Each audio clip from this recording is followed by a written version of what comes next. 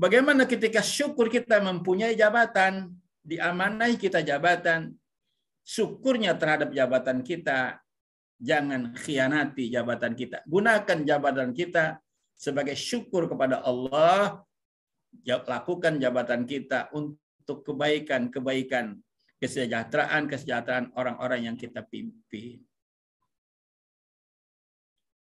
Syukur terhadap nikmat yang Allah berikan sama kita. Secara lafziah, syukur itu mengucapkan alhamdulillah. Kita bangun tidur bersyukur kita sehat. Alhamdulillahilladzi ahyana ba'dama amatana wa ilaihin nusyur. Syukur. Kita mengucapkan alhamdulillah. Jadi syukur bil lisan, alhamdulillah, segera kita ucapkan banyak-banyak. Syukur bil qalbi, menyadari, memahami bahwa ini adalah pemberian Allah. Kalau syukur kepada manusia, kita ucapkan terima kasih. Ya, ketika kita diberikan sesuatu, syukur kita, terima kasih Pak ya, alhamdulillah. Ya, alhamdulillah dulu, baru terima kasih. Semoga bermanfaat buat saya dan bermanfaat buat Bapak, tambah berkah buat kita semua. Itu syukur. Kufur sebaliknya syukur adalah kufur. Kufur itu artinya sebaliknya dari syukur. Diberikan rezeki yang baik, yang banyak dari Allah, bukan disampaikan zakatnya, berikan zakatnya, infaknya, tidak sama sekali, bahkan diberikan sesuatu yang haram. Itu namanya kufur nikmat. Nikmat sehat Allah berikan kepadanya, dia lupa. Dia sia-siakan nikmat sehatnya tanpa melakukan ibadah pada Allah. Malah dia berbuat maksiat dengan minum minuman keras, mabok-mabok, maksiat, zalim dan sebagainya. Itu kufur namanya. Nah, disinilah saudara-saudara sekalian, mari sama-sama kalau kita boleh tanyakan diri kita masing-masing, sudahkah saya beriman sama Allah? Secara syariat, kita beriman pada Allah, kita laksanakan sholat 5 waktu, puasa di bulan Ramadan. Secara syariat. Tapi secara hakikat, sudahkah itu kita perdalam, perkuat, sabar, dan syukur kita pada Allah? Jadi Allah akan menguji orang yang mengatakan beriman dengan sabar dan syukur. Sabar dalam beribadah maupun sabar ketika mendapatkan ujian-ujian dari Allah Subhanahu wa taala. Ma'asyiral muslimin, jamaah tahlim angkasa di mana saja berada. Jadi ingat kata Nabi, al-imanu nisfani, nisfu sabrin wa nisfu syukrin. Jadi laksana satu botol, separuh ada di sabar, separuh ada di syukur. Kalau orang mukmin mengaku beriman tetapi tidak mempunyai sifat sabar, berarti separuh imannya udah hilang. Kemudian syukurnya ada enggak? Kalau tidak pernah ada syukurnya, maka separuh iman.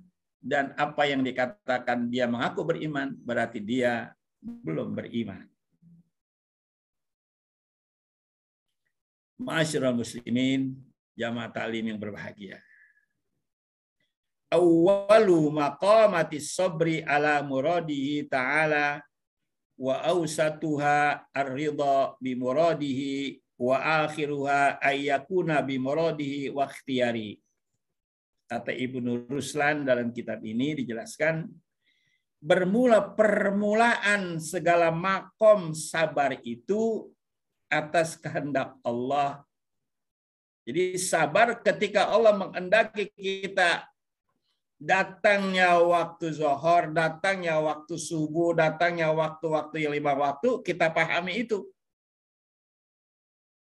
Dan pertengahannya yaitu makom ridha. Jadi pesabar itu makom yang pertama, kedudukan yang pertama kita dalam menyikapi apa yang diwajibkan Allah, kita sabar. Makom yang kedua, pertengahan yaitu ridha. Ridho artinya senang ketika datang waktu sholat 5 waktu, ketika datang kewajiban datang bulan Ramadan kita berpuasa, ketika datang kewajiban kita melakukan ibadah haji, senang kita. Senang kita melakukan apa yang diwajibkan Allah itu. Bukan ada rasa malas atau rasa terpaksa. Coba tanyakan diri kita dan apa yang kita rasakan ketika kita melaksanakan apa yang diwajibkan Allah, senang apa terpaksa? Apa berat rasanya sholat 5 waktu? Berat. Mau sholat rasanya berat. Diundur lagi kayak undur-undur. Ya. Sudah jam 2 rasanya masih berat aja mau sholat. Nah, kalau itu ada di dalam diri kita, periksa bahwa itu kita terkena penyakit namanya. Ya. Jadi makom pertengahan adalah ridha apa yang dikehendaki Allah pada seseorang, dan makam yang terakhir adalah engkau semata mengikut kehendak Allah dan ikhtiarnya. Jadi makom ma'rifah adalah orang-orang yang sudah pasrah terhadap apa yang terjadi kepada dirinya.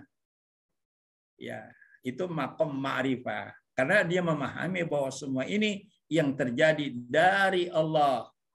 Walaupun mungkin secara syariat dari manusia, dia akan tetap bersabar.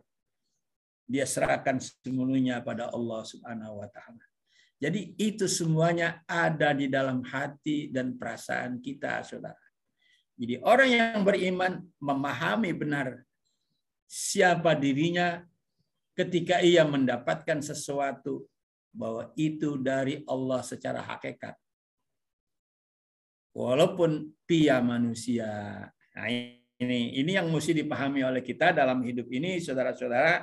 Bagaimana kita bisa menyeting diri kita sendiri agar sifat sabar itu masuk dan dapat kita pahami ketika datangnya, seperti ketika datang musim dingin, kita udah siap dengan jaket yang tebal. Ketika datang hujan, di saat kita berkendaan motor, kita udah siap dengan mantel hujan sehingga kita keluarkan mantel hujan kita pakai. Ketika kita dalam ujian, gunakan sifat sabar itu sepenuhnya. Ketika kita dalam kewajiban perintah Allah, gunakan sifat sabar itu dalam kita berbuat ibadah pada Allah Subhanahu wa taala.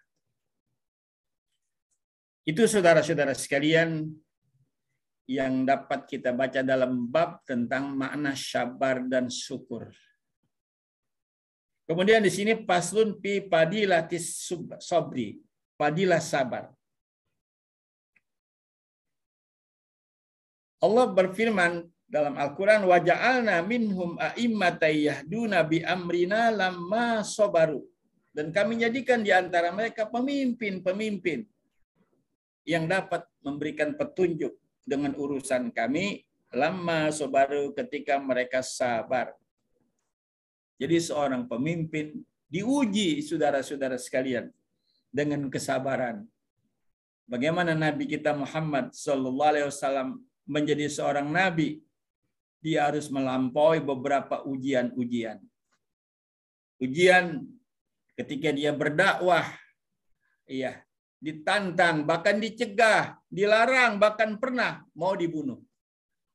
Apakah Nabi teriak? Tidak, saudara. Nabi bersabar sampai datang pertolongan Allah Subhanahu wa taala.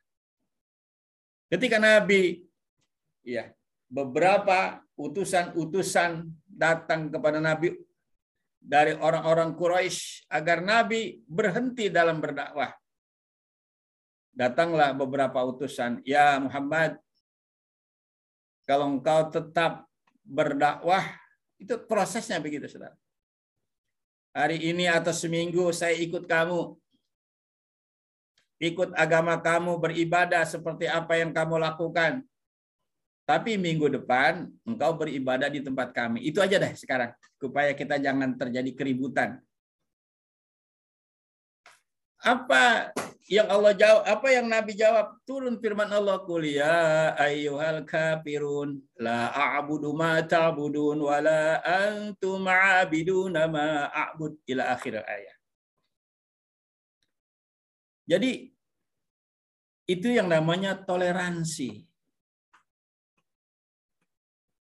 Katakan hai Muhammad kepada orang-orang yang ingkar, tidak mau menerima Islam, disebut al-kafirun, orang yang tidak menerima Islam, tidak mau beriman kepada Allah dan Rasul-Nya. Al-kafirun disebut dalam Al-Quran, katakan kepadanya, la a'budu ma ta'budun, aku tidak akan beribadah pada yang kamu beribadah. Wala antum abiduna ma'abud, dan kamu pun tidak akan mau beribadah kepada tempat kami ibadah, kepada Tuhan yang kami ibadahi. Wala ana abidum ma'abattum wala antum abiduna ma'abud lakum dinukum wal, sampai terakhir, bagimu agamamu dan bagi kami agama kami. Artinya kita toleransi. Silakan kamu beribadah sesuai dengan ajaran kamu dan keyakinan kamu di tempat kamu. Kami beribadah di tempat kami. Kita tidak saling mengganggu dan saling memerangi. Itu Islam. Toleransi. Bukan toleransi itu mencampur adukan. Toleransi itu masing-masing di tempatnya. Tidak saling mengganggu, memahami keyakinan masing-masing, menghormati keyakinan masing-masing. Itu toleransi, bukan membaca selawat di tempat agama yang lain. Ya, sekarang itu kan lagi tren itu, baca selawat padahal dia mengaku muslim. Itu yang perlu kita tahu, apakah dia benar muslim atau memang secara berpakaian Islam aja, kita tidak tahu itu semua. Itu perlu ada penelitian kembali. Jadi kita kembali kepada bab sabar. Sabar kita dalam hal kehidupan yang kita rasakan. Kalau kita berdoa belum kunjung tiba seperti apa yang kita minta, terus kita berdoa, jangan berhenti. Karena di dalam Al-Quran, ud'uni astajib lakum, berdoalah pasti aku terima. Pasti Allah terima setiap doa yang dimintakan oleh seseorang. Kemudian Nabi menjelaskan dalam menafsirkan ayat itu, setiap doa yang dimintakan oleh seseorang, ada kalanya langsung diterima wujud dia seperti apa yang dia minta, yang pertama. Yang kedua, ada kalanya doa itu untuk menolak bala yang mungkin terjadi kepadanya, jadi diterima, tapi untuk menolak bala yang mestinya dia dapat bahaya, nggak jadi, berkat dia berdoa. Yang ketiga, ada kalanya doanya disimpan di akhirat. Makanya kalau berdoa minta rezeki yang banyak, jangan dikit. Ya Allah, berikan kami, turunkan rezeki kami biar 10 triliun gitu. Ya. Jadi kalaupun kita tidak wujud dia 10 triliun, tapi nanti buat membeli atau membayar ibadah kita di surga 10 triliun. Dan sebagainya dan sebagainya. Jadi jamaah sekalian, tetap kita bersabar. Ketika kita berdoa, bersabar sampai datang. Sampai datang pertolongan Allah Subhanahu wa Ta'ala. Nah, ini mudah-mudahan bermanfaat. Sekali lagi, ayo, mari tanyakan diri kita, pahamkan kita tentang sabar dan syukur ini, karena ini adalah bagian dari kesempurnaan iman. Jadi iman tidak sempurna kalau tidak punya sifat sabar, iman tidak sempurna kalau tidak punya sifat syukur. Nah, mudah-mudahan bermanfaat. Saya kira sampai sini dulu bab sabar dan syukur. Mungkin nanti kita akan perpanjang masalahnya di saat pertanyaan-pertanyaan yang kita buat nanti. Ada waktu yang lebih banyak kita tanya jawab. Demikian, hadanallahu iyyakum ajma'in wa la minkum. Wassalamualaikum warahmatullahi wabarakatuh.